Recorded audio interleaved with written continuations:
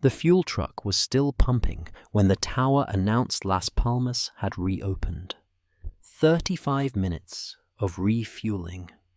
35 minutes that turned a routine flight into 583 coffins. Captain Jacob van Zanten had made the decision to refuel at Tenerife, not Las Palmas, believing it would save time. Instead, the extra 55,500 litres of jet fuel would make his Boeing 747 too heavy to clear the aircraft he couldn't see through the fog. And when those two jumbo jets collided, all that fuel would transform both aircraft into crematoriums. But the fuel decision was just one link in a chain of failures that began hours earlier on a different island entirely. March 27th, 1977, Gran Canaria Airport, Las Palmas. 1:13 p.m. The flower shop inside the terminal's departure hall exploded. Not a large bomb. 8 people injured, none killed. The Canary Islands independence movement had placed the device as a warning, not a massacre. But the warning worked too well. Spanish authorities evacuated the airport immediately, fearing a second device. Every incoming flight was diverted. Among those flights were 2 Boeing 747s, the largest passenger aircraft in the world. Jumbo jets that required specific facilities, specific runways, specific ground equipment. The diverted destination was Los Rodeos Airport on the neighboring island of Tenerife, a small regional facility built on a saddle between 2 mountain ranges, 2,000 feet above sea level. Los Rodeos had 1 runway, 1 parallel taxiway, and on a typical Sunday, minimal staffing. What was about to arrive would overwhelm it or harm it completely. KLM. Flight 4805 had departed Amsterdam Schiphol at 9:13 a.m. A charter flight for Holland International Travel Group. 235 passengers, most of them Dutch, heading for a Mediterranean cruise that would begin in Las Palmas. At the controls was Captain Jacob Louis Veldhuizen van Zanten, age 50. Van Zanten was not just any captain. He was KLM's chief flight instructor, the head of the airline's Boeing 747 training program. His face appeared in KLM advertisements, in the in-flight magazine, in promotional materials across Europe. When pilots needed their 747 type rating, Van Zanten granted it personally. He had 11,700 flight hours total, 1,545 of them in the 747. His first officer, Klaas Moors, age 42, had 9,200 total hours, but only 95 hours in the 747. Van Zanten had just certified him on the type weeks earlier. The flight engineer, Willem Schreuder, age 48, was the most experienced of the 3. 17,031 total hours, 543 in the 747. He was also president and co-founder of the European Flight Engineers Organization, a major international trade union. The aircraft itself was PHBUOF, named Rhine, meaning Rhine, a 747-206B delivered to KLM in October 1971. Meanwhile, approaching from the opposite direction, Pan Am Flight 1736 was en route from Los Angeles to New York JFK with a stopover in Las Palmas. The aircraft was N736PA, named Clipper Victor, a 747-100 that had entered service in January 1970. Captain Victor Grubbs commanded, with First Officer Robert Bragg and Flight Engineer George Warnes. 380 passengers and 16 crew. Both flights received the diversion notice mid-flight. Both captains acknowledged and altered course for Tenerife. Neither crew had any reason to believe this would be anything more than a minor inconvenience. A brief stop, perhaps an hour, then onward to Las Palmas once the airport reopened. KLM 4805 landed at Los Rodeos at 1:38 p.m. Pan Am 1736 touched down at 2:15 p.m. By 2:30 p.m., the small regional airport was in chaos. 7 large aircraft had been diverted to Los Rodeos, including multiple 747s. The airport had never handled this volume of wide-body traffic. The parallel taxiway, normally used for aircraft to bypass the runway, was completely blocked by parked planes. Ground crews scrambled to manage aircraft that had nowhere to go. The terminal building, designed for small regional traffic, was overwhelmed with hundreds of unexpected passengers. Only 2 air traffic controllers were on duty that cold Sunday. They had to handle more traffic than either had ever seen. Captain van Zanten made a decision that would become critical later.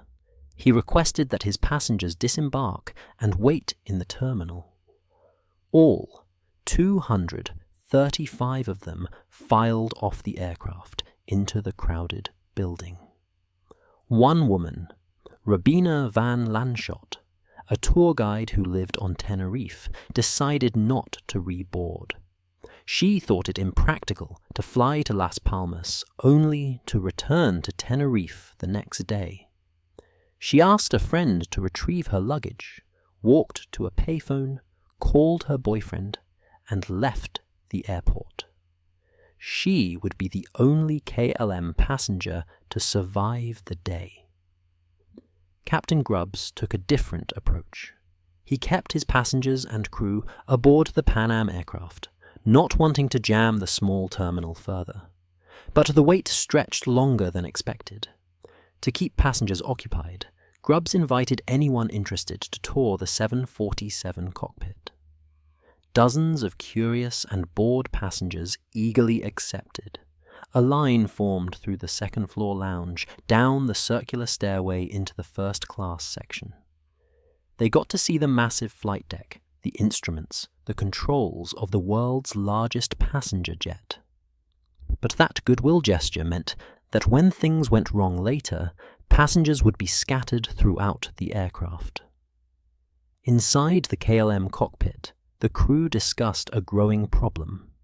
Dutch regulations on flight duty time had become draconian since 1974. The law allowed pilots to be held criminally liable for exceeding their limits.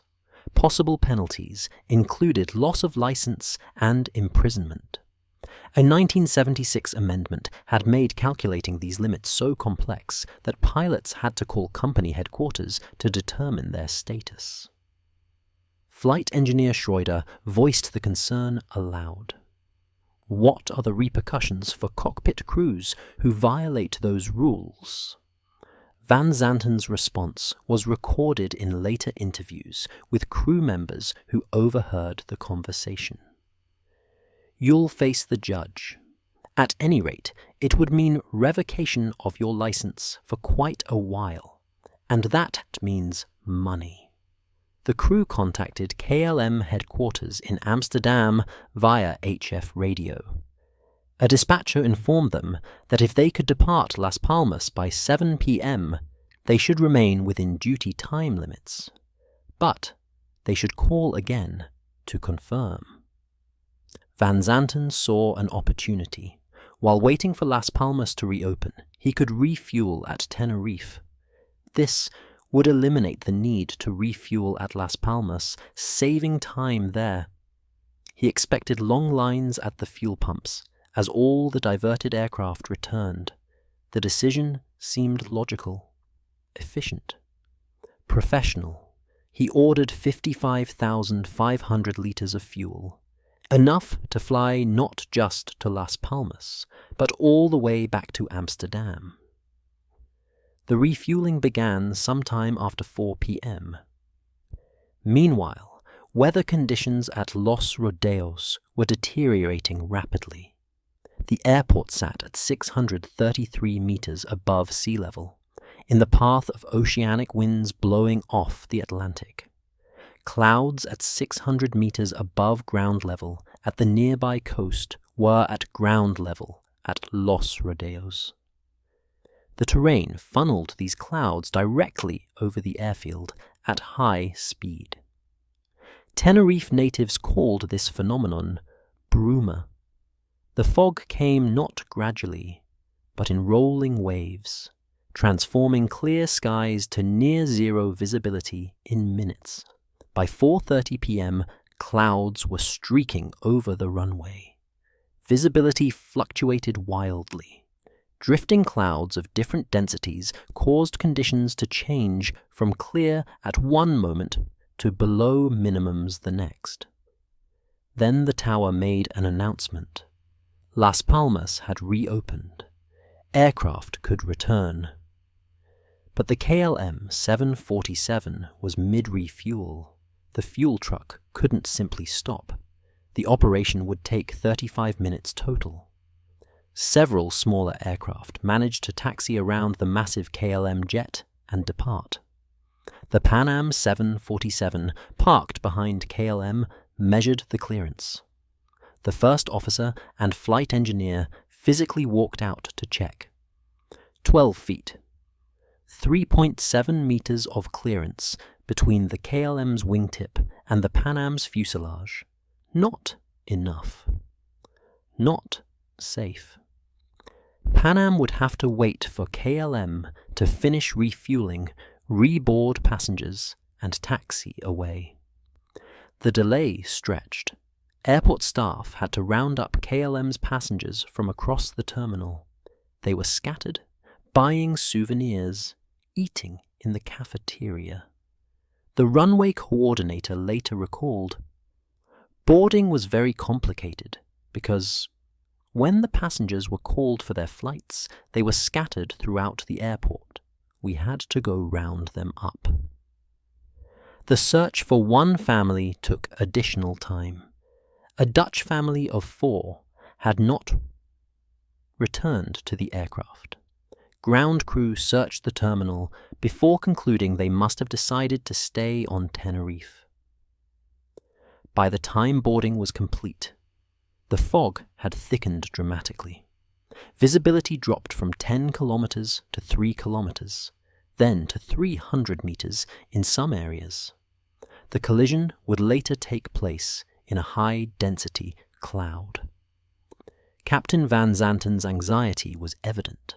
Multiple witnesses later reported his irritability.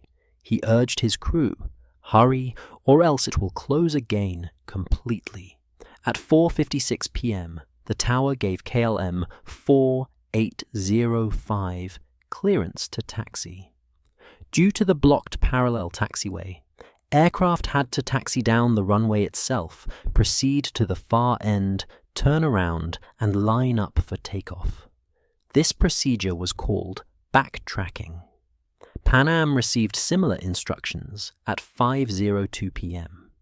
They were to follow KLM down the runway and exit at the third taxiway intersection, labeled C3. But C3 presented a problem that the controllers at this small regional airport didn't understand. The third taxiway required the massive 747 to perform a 148-degree turn to exit the runway. Then, at the end of C3, the aircraft would have to make another 148-degree turn to get onto the parallel taxiway and continue toward the departure end. The maneuver formed a shape like a mirrored letter Z. After the accident, the Airline Pilots Association conducted a study of this exit. Their conclusion: making the second 148-degree turn at the end of taxiway C3 would have been a practical impossibility for a 747. By contrast, the fourth taxiway, C4, required only two 35-degree turns, far more manageable. But the controllers had instructed Pan Am to use C3. Both 747s began their taxi, KLM ahead, Pan Am following. The fog rolled across the runway in thick banks. Visibility fluctuated between 300 meters and nothing. The control tower, situated to one side of the runway, could not see either aircraft. Los Rodeos had no ground radar. The controllers were managing traffic blind, relying entirely on pilot position reports. There were no markings or signs to identify the runway exits. KLM reached the end of the runway, turned around, and lined up for departure. They reported their position at 5:05 p.m. Pan Am was still taxiing, searching for C3. The crew successfully identified the first two taxiways, C1 and C2. But their cockpit discussion never indicated that they had sighted C3. Captain Grubbs overshot it, unable to confirm its location in the fog. They continued to the next exit, D4. At 5:06 p.m., events accelerated toward catastrophe. First Officer Muirs, following Van Zanten's instruction, radioed the tower. The KLM 4805 is now ready for takeoff, and we're waiting for our ATC clearance. The phrasing was non-standard, potentially ambiguous. Ready for takeoff could mean positioned and waiting, or it could mean initiating takeoff. Waiting for our ATC clearance suggested they understood they didn't have permission yet. The controller responded with the post-takeoff routing instructions. KLM 8705, you are cleared to the Papa beacon. Climb to and maintain flight level 90. Right turn after takeoff.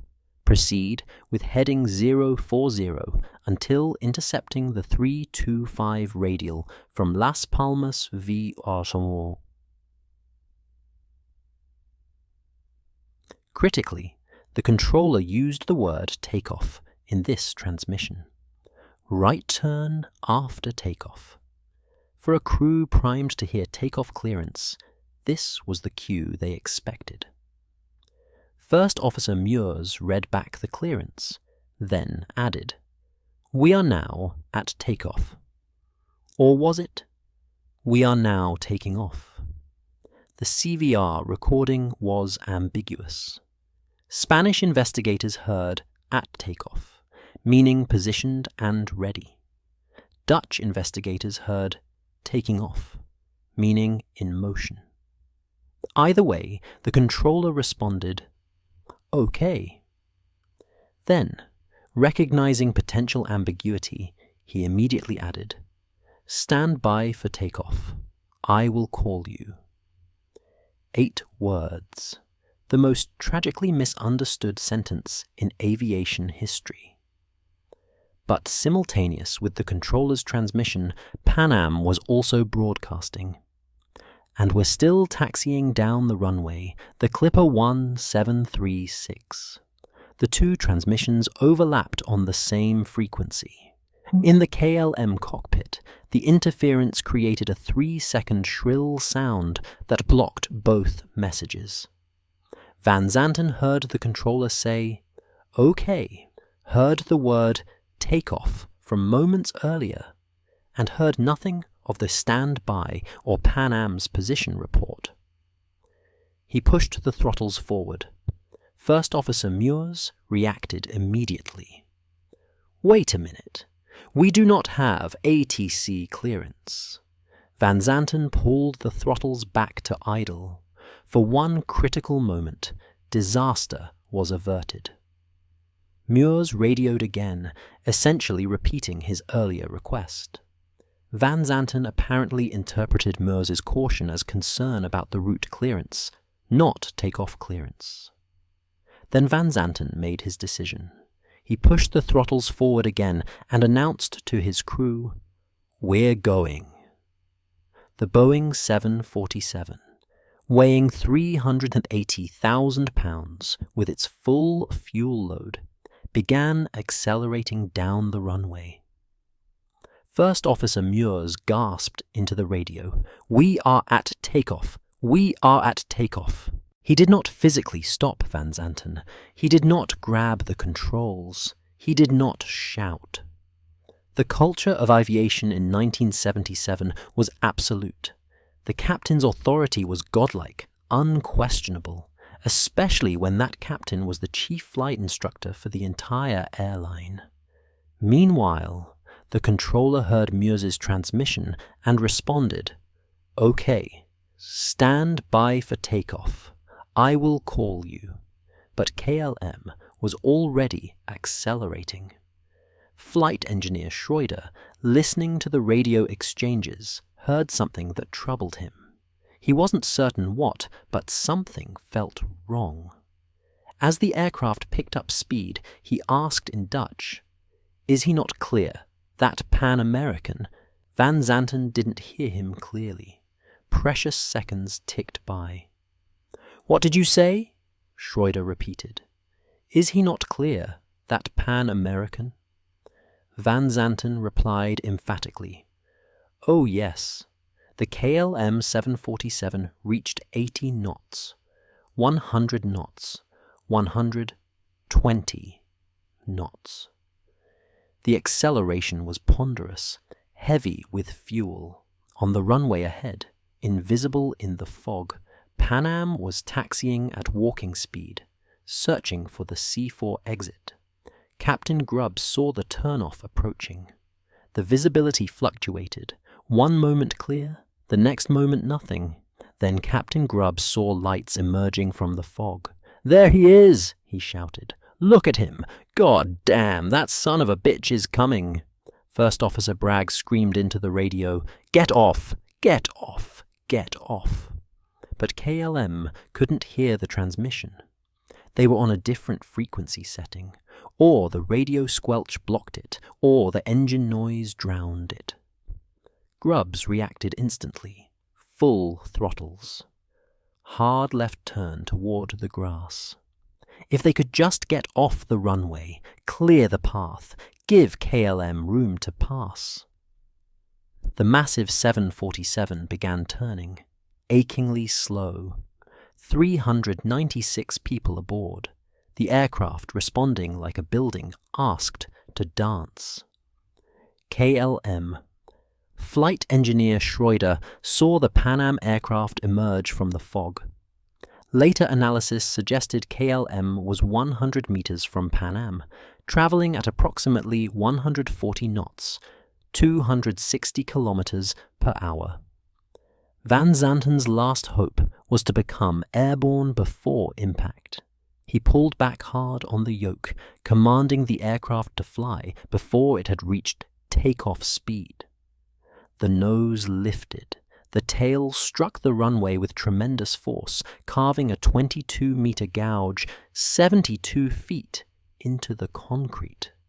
The aircraft became briefly airborne, but it wasn't enough. The nose gear cleared the Pan Am fuselage. The nose section passed over. For one impossible instant, it seemed they might make it. Then the KLM's main landing gear and lower fuselage struck the upper section of the Pan Am aircraft. The impact tore through the Pan Am's cabin at an angle, shearing off the top of the fuselage.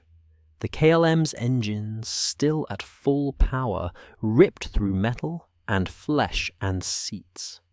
The right side engines crashed through the Pan Am's upper deck immediately behind the cockpit, instantly killing everyone seated there.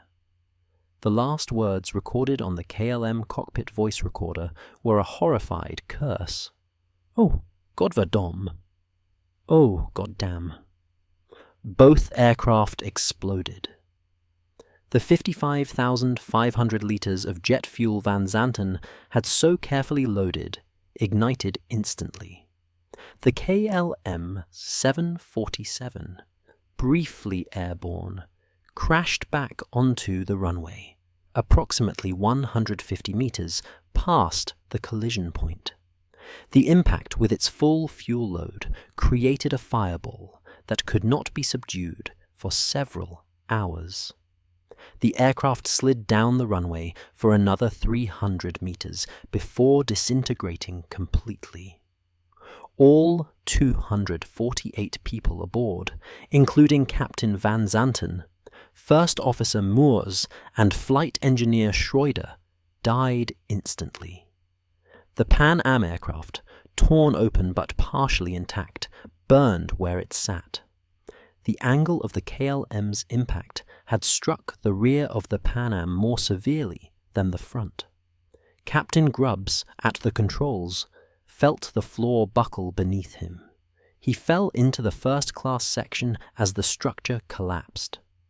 First Officer Bragg, in the right seat, jumped the 32 feet from the destroyed cockpit to the ground, landing hard and breaking his ankle. Flight Engineer Warnes was thrown from the aircraft when the nose section collapsed, suffering burns to his face and hands. In the cabin, approximately 100 passengers were alive after the initial impact. But chaos reigned. Dorothy Kelly, a purser working in first class, had been standing at door 1 with flight attendants Carla Johnson and Miguel Torres. Miguel had just made Dorothy a coffee. Standing during taxi was normal procedure in 1977. There were no regulations requiring crew to be seated. Suddenly, everything moved in slow motion. Metal flew through the air. Dorothy was hit on the head by a piece of the aircraft's superstructure and knocked unconscious. The floor gave way beneath her, and she fell approximately 20 feet into the baggage compartment below. Her shoes were gone. She landed in ragged metal and debris. When she came to, dazed and bleeding, she saw a sliver of light above her. She climbed toward it, hauling herself up through twisted metal despite her confusion. She emerged back in the cabin. Fire was spreading rapidly. Smoke filled the space. The exit doors were jammed, bent by the impact so they couldn't open. The emergency slides were useless. Dorothy began shouting commands. "Get out! Get out of the aircraft!" Some passengers responded immediately. Others sat frozen, unable to process what had happened. Dorothy found an opening in the fuselage near the left wing, a hole torn by the impact. Fire surrounded it, but it was the only way out.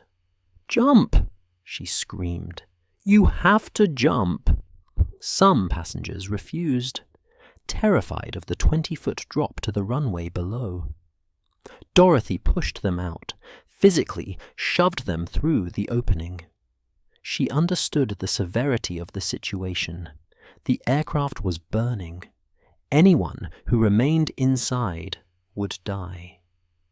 But then she encountered a new horror.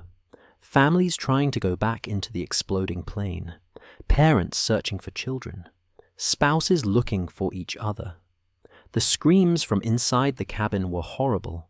People being severely burned, calling for help.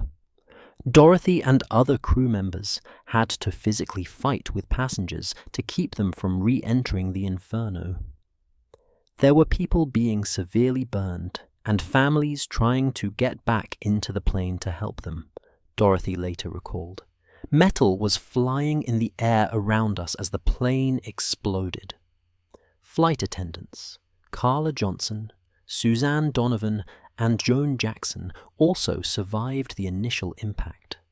Carla, bewildered and confused, encouraged and commanded stunned passengers to evacuate.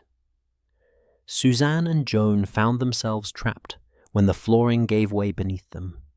They crawled upward through the twisted cabin, working their way forward and down along the exterior of the constantly shifting fuselage. They eventually reached survivors on the ground and provided comfort and assistance to the injured. Meanwhile, some passengers had found another escape route. A hole in the ceiling led to the intact left wing. Several climbed up through the opening, then down onto the wing's surface. The wing was slippery with hydraulic fluid and fuel. They slid toward the edge and jumped to the ground, some falling awkwardly and injuring themselves further. The Pan Am's engines were still running, the switches to shut them down located in the destroyed cockpit. Dorothy Kelly finally made it outside. Her head was bleeding from where the debris had struck her, but she didn't stop.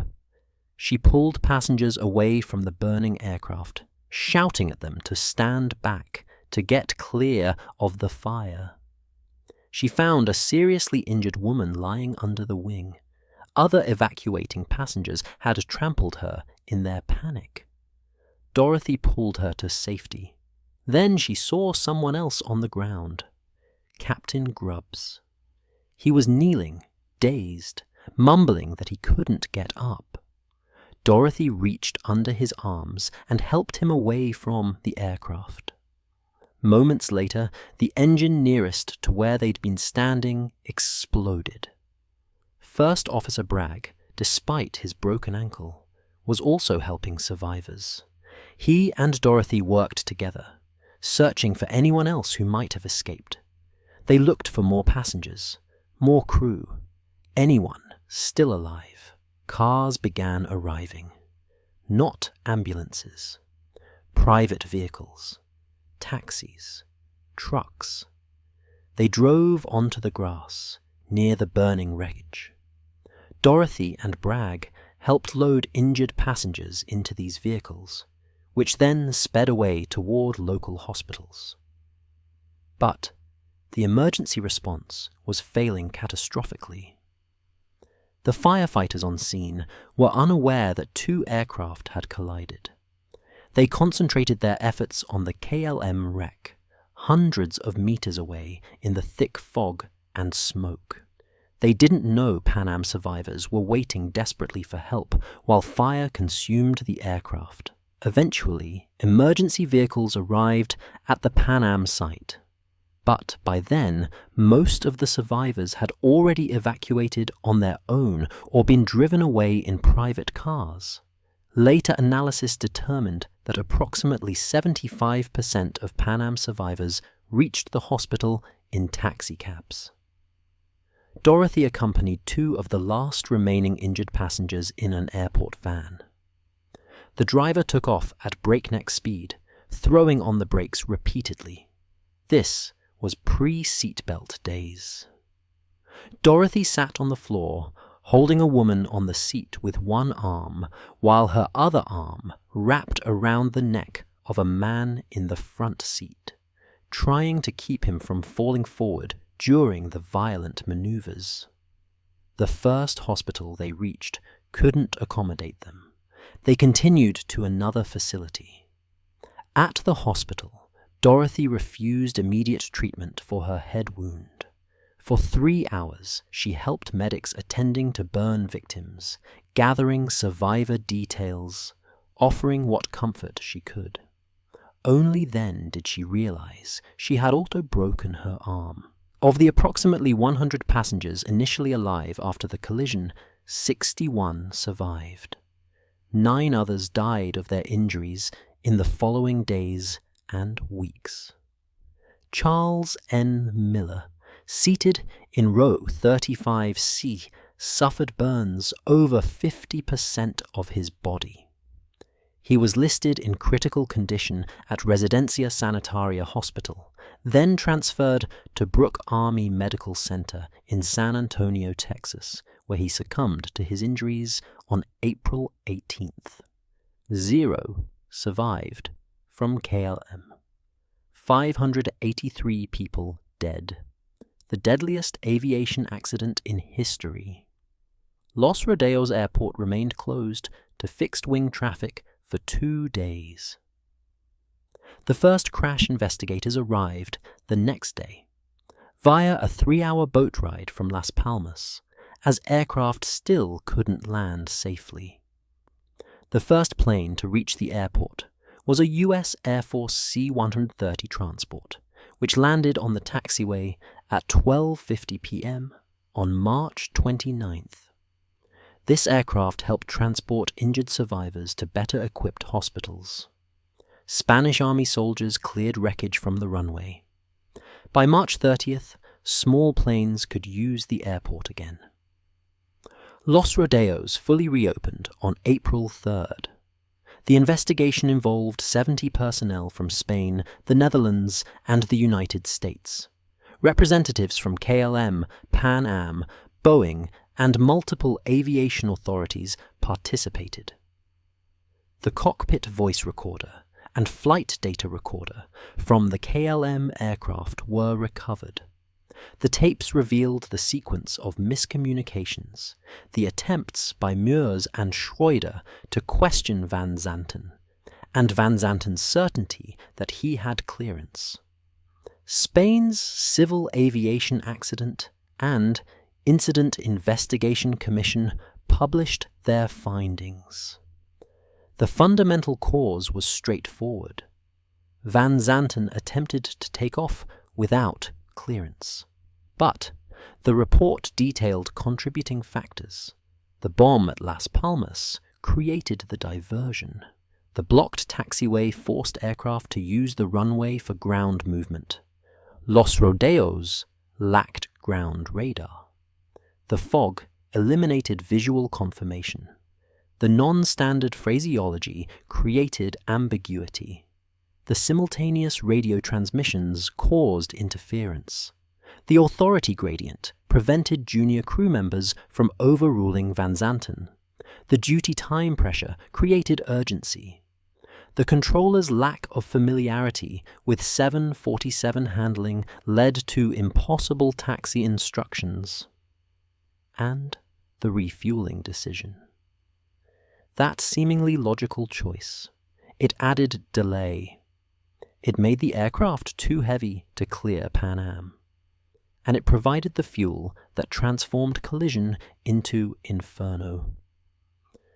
The Dutch investigation team initially attempted to defend Van Zanten, suggesting the system was at fault rather than the crew.